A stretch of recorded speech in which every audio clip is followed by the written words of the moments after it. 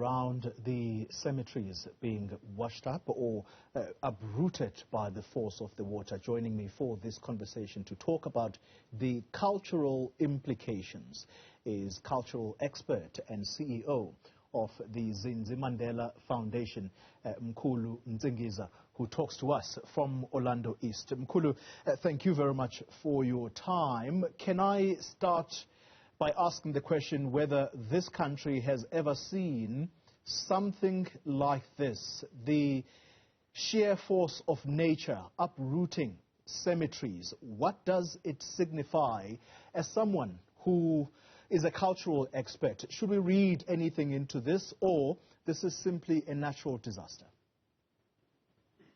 Oh, Chogoza Kesa. It has happened, before. Khona lapho eNatali, I think a couple of years ago, a similar thing happened. And for us as African people, if such thing, happen, we have to look deep into the spiritual, side of things. Because normally when graves are uprooted like this, it signifies the anger, of our ancestors. There are so many things that we need to appease our ancestors, for. So it's for us, the direction is there. What is it that we have done that, the anger of the ancestors can actually uproot, some of the bones of those, that the loved ones, that were buried there. Yeah. And then the process, Mkhulu Nsingiza, the process of trying to rebury these remains that have now been uprooted. What is the process? Customarily, traditional, you name it. I think, personally, those that are affected, there's got to be some appeasement, that is done. I mean, as a nation, to our ancestors, and those that are directly affected, and, secondly, the government has got to actually come in after, the water have subsided, so that, there's a, DNA testing to truly, identify the bones again, so that, there's a mass, reburial, of those bones. But you cannot bury bones that, you're not sure if those bones are ancestors. So it's a huge task, that the government and the people of Natal are actually, facing, because this is something that has got to be done properly. Otherwise, more harm, could,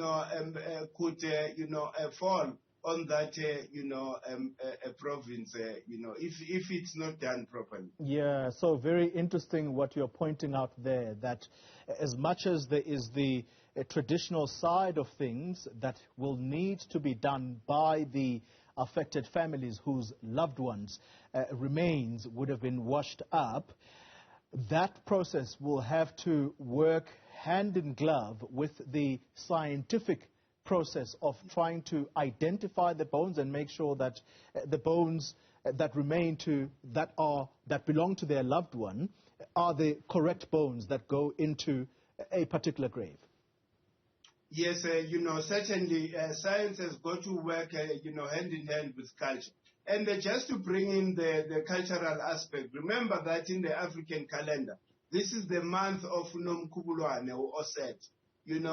This season that we are in, it ends on the 23rd, of April. It is governed, by the female energy, the energy that is responsible for the water, the tides and everything. And that female energy controls even our emotions, because it controls the water, it controls the tides in the ocean. So we've got to make appease, Unomkhubulwane, because certainly we were there at Bayville, about 2 weeks ago or 3 weeks ago on the 21st to go and acknowledge Unomkhubulwane. So after all this, it means that there's definitely something wrong that we as African people have got to do as a collective to appease our ancestors. Mkhulu Nsingiza, that's the cultural expert and CEO of the Zinzi Mandela Foundation. Thank you very much.